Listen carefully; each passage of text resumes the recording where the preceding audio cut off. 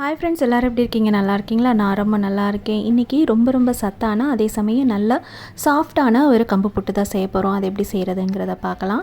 அதுக்காக நான் இன்றைக்கி கம்பு குருணை எடுத்திருக்கேன். நீங்கள் முழு கம்பாக எடுத்துக்கிட்டாலும் கழுவி காய வச்சு அதுக்கப்புறம் மிக்ஸி ஜாரில் சேர்த்து அரைச்சிக்கோங்க. இன்றைக்கி நான் கம்பு குருணை எடுத்திருக்கேன். இது நல்லா க்ளீனாகவே இருக்கிறதுனால இதை நான் அப்படியே மிக்ஸி ஜாரில் சேர்த்துக்கிறேன். கடைங்களில் பேக்கெட்டில் கம்பு மாவுன்னு கிடைக்கும். அந்த மாதிரி மாவு கூட வாங்கி நம்ம இந்த புட்டை செஞ்சுக்கலாம். இல்லைனா இந்த மாதிரி நம்ம வீட்டிலையே கூட தயாரிச்சிக்கலாம். வீட்டில் தயாரிக்கும் போது நமக்கு பியூராக நம்ம கம்பு மாவை வந்து ரெடி பண்ணிக்கலாம். ஸோ இப்போ மிக்ஸி ஜாரில் அரைச்சி மாவாக எடுத்தாச்சு. இப்போ இந்த மாவை வேறு ஒரு பாத்திரத்தில் எடுத்துக்கலாம். இப்போ இதில் டேஸ்ட்டுக்காக ஒரு அரை ஸ்பூன் அளவுக்கு உப்பு சேர்த்துக்கோங்க. உப்பு சேர்த்துட்டு நல்லா ஒரு தடவை கலந்து விட்டுக்கோங்க.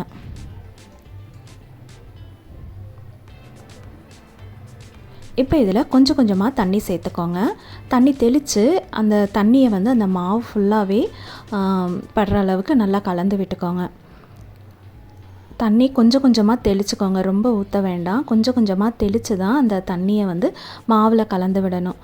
இந்த மாதிரி நல்லா கலந்து விட்டுக்கோங்க.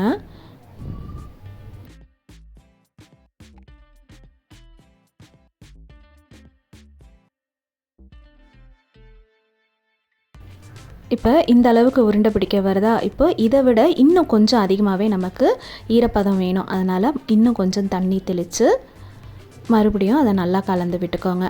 கெட்டியாக இருக்கிறதெல்லாம் உடச்சி விட்டுட்டு நல்லா உதிரியாக வர்ற அளவுக்கு, ஆனால் ஈரமாகவும் இருக்கணும், உதிரியாகவும் வரணும். அந்த அளவுக்கு மாவை நல்லா கலந்து விட்டுக்கோங்க. இட்லி பாத்திரத்தில் தான் புட்டை அவிச்சு எடுக்க போகிறோம். அதனால் இட்லி தட்டில் கீழ் தட்டு இருக்கு இல்லையா, 2வது தட்டு, அந்த தட்டில் ஒரு துணியை விரித்து விட்டுக்கலாம். நம்ம இட்லி துணி வச்சுருப்போம் இல்லையா, அதில் விரித்து விட்டு இப்போ இந்த மாவை வந்து நல்லா பரப்பி விட்டுறலாம். இப்போ பாருங்கள், இந்த அளவுக்கு கெட்டியான உருண்டையாக வருது. ஆனால் உதுத்து விட்டால் நல்லா உதிரியாகவும் இருக்குது. இந்த அளவுக்கு மாவு பதம் இருக்கணும். அப்போ தான் நல்லா அந்த கம்பு வந்து நல்லா வெந்து வரும்.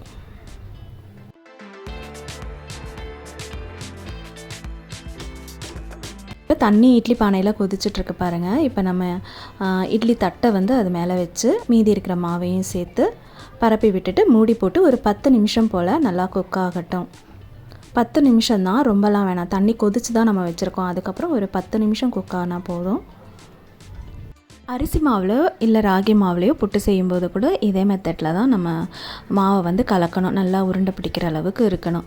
இப்போ பார்த்தீங்கன்னா பாசிப்பயிரை வந்து புட்டோட கலந்து சாப்பிட்றதுக்காக பாசிப்பயிரை நைட்டே ஊற வச்சுருந்தேன். இப்போ அதை குக்கரில் சேர்த்து ஒரு 2 விசில் வச்சு வேக வச்சு எடுத்திருக்கேன். அதுவும் வெந்துருச்சான்னு பார்ப்போம். இப்போ பாருங்கள், நல்லாவே குக் ஆகிருக்கு. இப்போ இதை நம்ம தண்ணி வடித்து எடுத்து வச்சுக்கலாம். இப்போ இந்த புட்டு குக் ஆகிடுச்சான்னு பார்ப்போம். 10 நிமிஷத்துக்கு அப்புறம் ஓப்பன் பண்ணால் நல்லாவே குக் ஆகிருக்கு பாருங்கள். இப்போ ஒரு டைம் வேக வச்சுருக்கோம். இதுவே நல்லா சாஃப்டாக சூப்பராக வெந்திருக்கு. இப்போ நம்ம இதை இன்னும் சாஃப்டாக எப்படி மாற்றுறதுன்னு பார்ப்போம். அதுக்காக இப்போ இந்த குக்கான கம்பு மாவை நம்ம இட்லி பாத்திரத்துலேருந்து வெளில எடுத்து இன்னொரு பாத்திரத்தில் சேர்த்துடலாம். பாத்திரத்துலேயோ இல்லை தட்டுலேயோ சேர்த்து நல்லா பரப்பி விட்டுட்டு நல்லா ஆற விட்டுருங்க. ஃபேன் காற்றுல வச்சு நல்லா ஒரு 10 நிமிஷம் ஆற வச்சாலே போதும். உங்களுக்கு நல்லாவே உதிரியாக வந்துடும். இப்போ பாருங்கள், நல்லா உதிரியாக இருக்குது பாருங்கள். நல்லா ஆறிடுச்சு. இப்போ இதில் மறுபடியும் தண்ணி தெளித்து கலந்துக்கோங்க. அந்த மாவில் ஃபுல்லாகவே படுற மாதிரி தண்ணி தெளித்து நல்லா கலந்து விட்டுக்கோங்க. நம்ம ஏற்கனவே புட்டு பிடிச்சோம் இல்லையா, அந்த அளவுக்கு கலந்து எடுத்துக்கோங்க. எந்த அளவுக்கு ஈரப்பதம் வேணுமோ அந்த அளவுக்கு நல்லா மறுபடியும் தண்ணி தெளித்து கலந்துக்கோங்க. இப்போ மறுபடியும் இட்லி பாத்திரத்தில் தண்ணி சேர்த்து தண்ணி கொதித்து வந்ததும் அதில் மேலே தட்டு வச்சு இந்த மாவை நம்ம பரப்பிக்கலாம். பரப்பிட்டு அதுக்கப்புறம் மூடி போட்டு இன்னொரு 10 நிமிஷம் வேகட்டும். இதே மெத்தட்லேயே நீங்கள் அரிசி மாவு புட்டு, ராகி மாவு புட்டுலாம் கூட செஞ்சுக்கலாம். ரொம்பவே சாஃப்டாக இருக்கும். எந்த அளவுக்கு சாஃப்ட்டுனா நாக்கில் வைக்கும் போதே நல்லா கரைஞ்சி போகும். அந்த அளவுக்கு நல்லா சாஃப்டாக இருக்கும். இப்போ 10 நிமிஷத்துக்கு அப்புறம் நம்ம ஓப்பன் பண்ணி பார்த்துக்கலாம். இப்போ பாருங்கள், சூப்பராக சாஃப்டாக நமக்கு புட்டு ரெடி ஆயிடுச்சு. கம்பு மாவில் புட்டு ரெடி ஆயிடுச்சு. இப்போ இதை நம்ம ஒரு கிண்ணத்தில் மாற்றிக்கலாம். இந்த புட்டு சூடாக இருக்கும்போதே நம்ம கொஞ்சமாக நெய் கலந்துக்கோங்க. நெய் இல்லைன்னா நல்லெண்ணெயும் சேர்த்துக்கலாம்.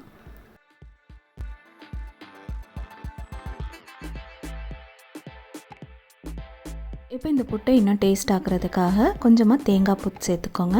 திருவண்ண தேங்காய் சேர்த்துக்கோங்க. அதோட நம்ம வேக வச்சு எடுத்து வச்சுருக்க பாசிப்பயிரும் ஆட் பண்ணிக்கலாம்.